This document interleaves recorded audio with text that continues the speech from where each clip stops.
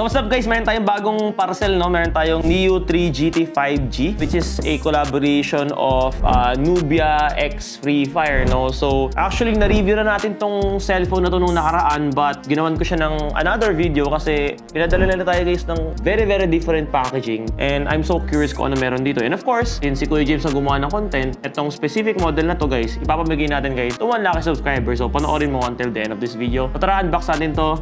Let's go! Dito guys, papakita ko lang sa inyo, basically, this is 2 box actually in 1. So, curious na ako anong laman ng isang box. So, check natin guys. This is the first box. As usual, nakita nyo naman itong cellphone to guys sa last review natin. So, natin masyadong pag-uusapan yung design. So, we have 2 box here. Oh, ang tawag nila dito is Game Master Suite or Suit. Oh, kung naman tawag ko dyan. But, open muna natin to. I believe this is the phone itself, no? Check natin kung ano laman nito. Hirap. Okay, ito na. 3, 2, 1. Oh! Okay. So, it has a Nubia Neo 3 GT 5G case. Medyo Apple-like yung design niya. Napakaganda nun. And anong kaya na sa ilalim nito? Oh! Mukhang marami siyang involved na mga bagay-bagay. Oh! Meron siyang pin, which is very cute. Di ko alam kung sino to, but a pin is a pin. We have this Nubia Gamepad 2, which is very bago siya sa mata natin. So, unbox natin to. Okay, may idea na ako ano to. Feeling ko parang pwede mo siyang gawin Nintendo Switch. Oh! That is really interesting. Okay, let's put this aside. And I believe, of course, this is gonna be the phone, no? So sana iba yung design kasi medyo may team yung ano eh. Ba't tingnan natin. 3, 2, 1. Okay.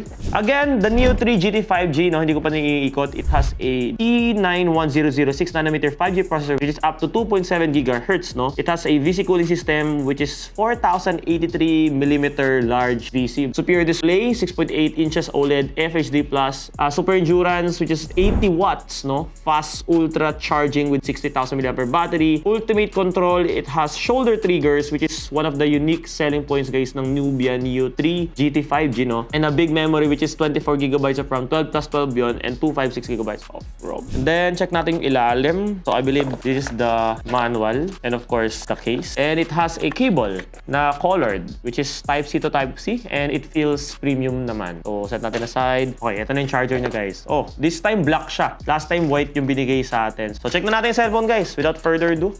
Okay, so it's a white color. Looks more clean, to be honest. And I believe baka iilaw na naman to. So pasukan na natin guys sa mga B-roll kung umiilaw ba to or what.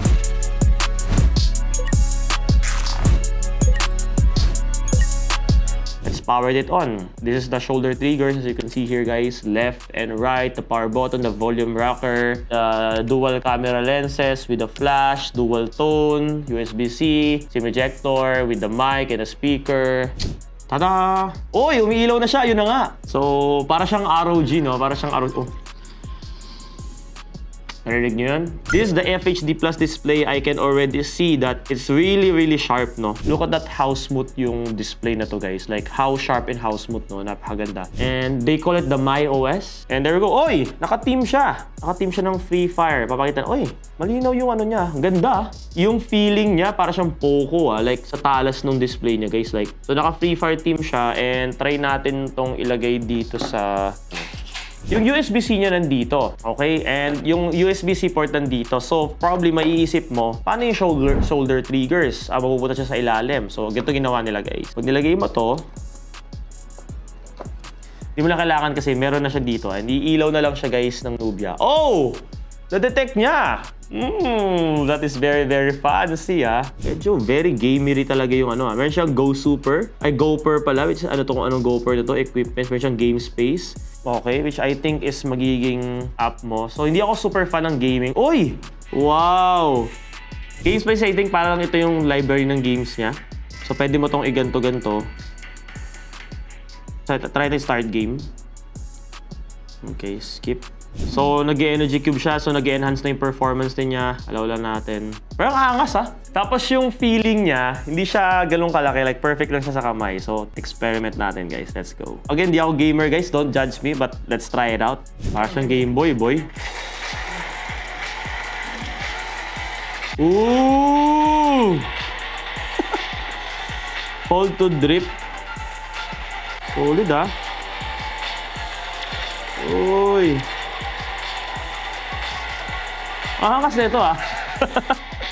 So yeah, I think yun na yun guys. So kung gusto guys ng gaming phone na may triggers na mga ganito, papamigay natin to guys. Yung full set na to guys, yung napanood din nyo guys, papamigay natin to 1 lucky subscribers here on YouTube. So paano makakasali guys? Simple lang guys, i-like itong video na to. Mag-subscribe kayo right now guys sa channel natin, turn on notification bell, and make sure i-comment dyan sa baba guys kung ano bang nagustuhan nyo dito guys, at bakit isa kasi deserving na manalo guys ng Nubia Neo 3 GT 5G guys. So yun lang. Kita kayo sa next video guys, i-announce natin sa mga sunod na video yun. So make sure guys, stay tuned tayo sa mga upcoming videos kasi minsan ina-announce namin tapos hindi nyo pinapanood, kayo din mawawalan. So yun lang, kita-kits, God bless, peace out.